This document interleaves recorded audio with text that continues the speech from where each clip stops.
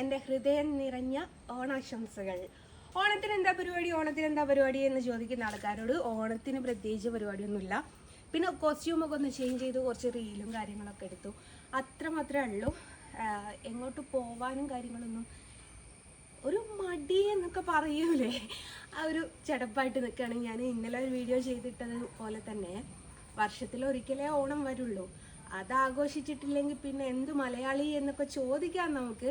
പക്ഷെങ്കിൽ എൻ്റെ പിള്ളേർ വീട്ടിലില്ല, പിള്ളേർ എൻ്റെ വീട്ടിൽ പോയിട്ടുണ്ട്. അതുകൊണ്ടാട്ടോ മെയിനായിട്ടൊരു ചടപ്പ്, എങ്ങോട്ടും ഇറങ്ങാനില്ല, ഒരു മടി പോലെ.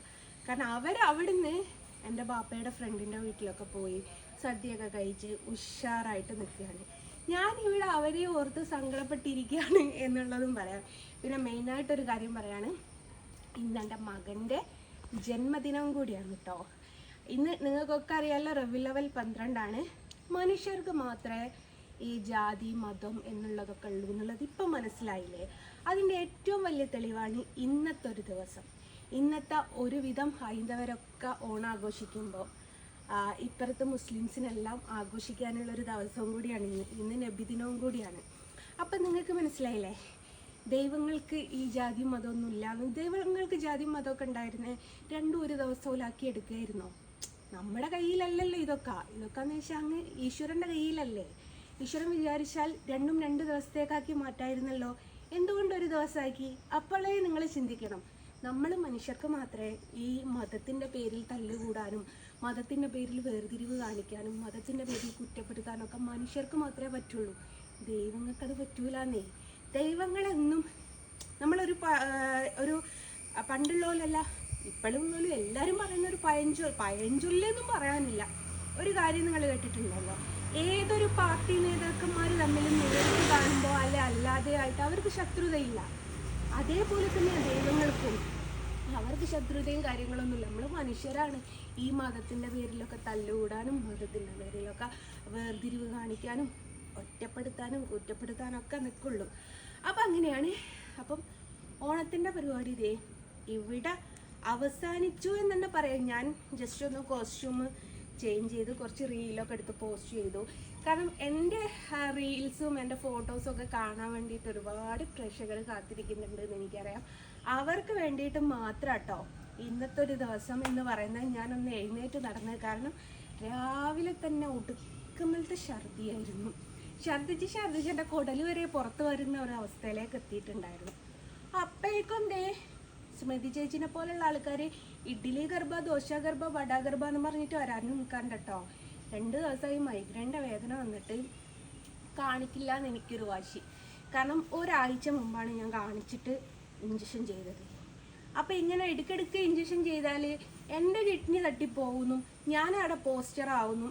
അപ്പുറമായിട്ട് കയറുന്നത് തന്നെ ആദരാഞ്ജലികൾ എന്ന് പറഞ്ഞിട്ടുള്ളൊരു പോസ്റ്റർ ആവാൻ എനിക്ക് താല്പര്യമില്ലാത്തതുകൊണ്ട് ഞാൻ മെഡിസിൻ എടുക്കാൻ പോവാത്തതാണ്. ഗുളികയൊക്കെ കുടിച്ച്, മെഡിസിൻ അല്ല കേട്ടോ, ഇഞ്ചക്ഷൻ എടുക്കാൻ പോവാത്തതാണ്.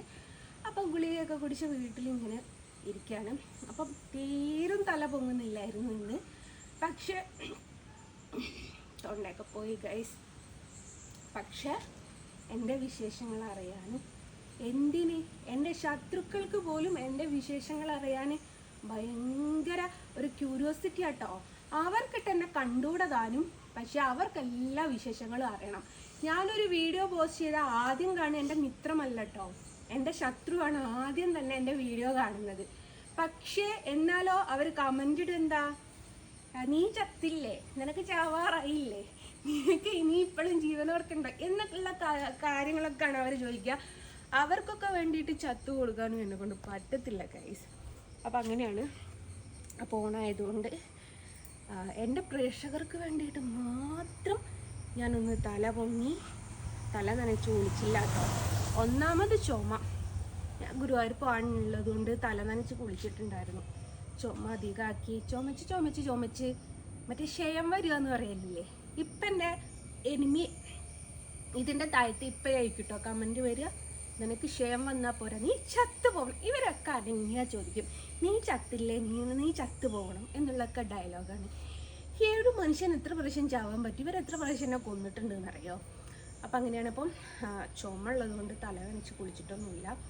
അപ്പോൾ അരുണ് കുറേ പറഞ്ഞു വീട്ടിൽ പോകുക, അരുണിൻ്റെ വീട്ടിൽ പോകുക, അവിടുന്ന് ആഘോഷിക്കാന്നൊക്കെ പറഞ്ഞു. പക്ഷെ വയ്യാത്തതുകൊണ്ട് എങ്ങോട്ടും പോകാനില്ല. പോരാട്ടത്തിന് ഞങ്ങൾ കുറച്ച് ഫ്രണ്ട്സ് ഉണ്ട് കേട്ടോ ഗൈസ്.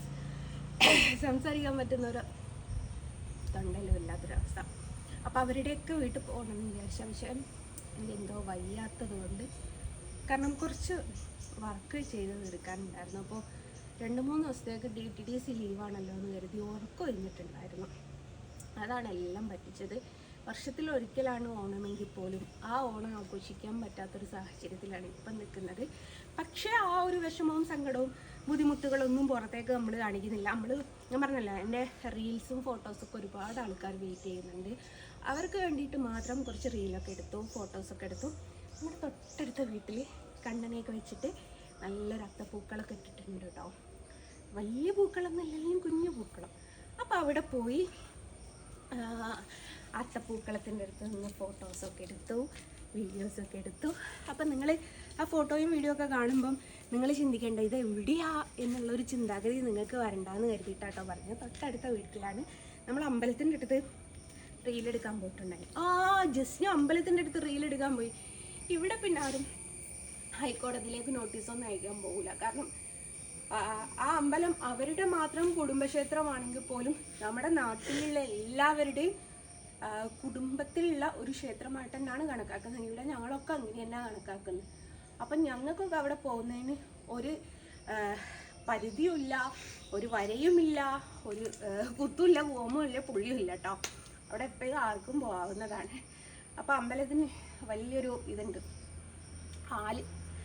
ആലിൻ്റെ ചോട്ടിൽ വീഡിയോ എടുക്കാൻ സുഖമാണ് കേട്ടോ.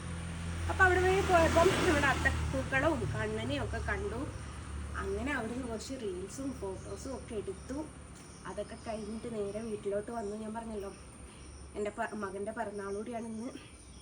മകൻ്റെ പിറന്നാളാണ്, ഓണാണ്, റെവി ലെവൽ 12ആണ്. ഷോടാ, മതമില്ലാത്ത എനിക്കെന്ത് റെവി ലെവൽ 12 എന്ന് കമൻ്റ് ഇടുന്നവരോട് നിങ്ങൾ ഇട്ടോളി. മതം എന്നൊക്കെ പറയുന്നത് ഓരോരുത്തരുടെ വ്യക്തിപരമായിട്ടുള്ള സ്വാതന്ത്ര്യമാണ്. അതിൽ കൈ കടത്തേണ്ടത് ആവശ്യമില്ലല്ലോ. അപ്പം എൻ്റെ ഓണാഘോഷ വിശേഷങ്ങൾ ഇത്ര മാത്രമേ ഉള്ളൂ. ഇനി ഞാൻ അപ്പോൾ ഓണമൊക്കെ ആണല്ലോ, ഓണത്തിന് എൻ്റെ വിശേഷങ്ങളും കാര്യങ്ങളൊക്കെ കേട്ടു. എൻ്റെ വിഷെല്ലാം നിങ്ങൾക്ക് കിട്ടി ബോധിച്ചു എന്ന് വിചാരിക്കുന്നു. അപ്പോൾ ഒരാളും കൂടിയും നിങ്ങളുടെ അടുത്ത് വിഷ് പറയാനും ഒരാളുടെ എന്താ പറയുക കോസ്റ്റ്യൂം കാണിച്ചു തരാനും ഒരാളെ പരിചയപ്പെടുത്താനൊക്കെ ഉണ്ട്. ആ ആൾ ആരാന്നല്ലേ. എനിക്ക് ഒന്നാമതെന്ന് വെച്ചാൽ ആളെ കോസ്റ്റ്യൂം എനിക്ക് ഭയങ്കര ഇഷ്ടമാവാതിരിക്കില്ല, കാരണം ഞാൻ മേടിച്ചു കൊടുത്തതാണ്. അപ്പം നമ്മൾ ആളെന്ന് പരിചയപ്പെടാം.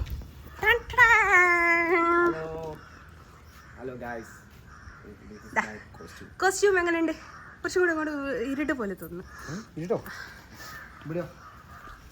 ഓക്കെ, എങ്ങനെയുണ്ട്? പണ്ടൊക്കെ സ്കൂളിൽ കഥകളി, എൻ്റെ പൊന്നാര മോനെ, അല്ല പണ്ടൊക്കെ സ്കൂളിൽ പഠിക്കുന്ന സമയത്ത് വെള്ളിയാഴ്ച ഉണ്ടല്ലോ, ചില ചെക്കന്മാരുണ്ട് കറുത്ത ഷർട്ടും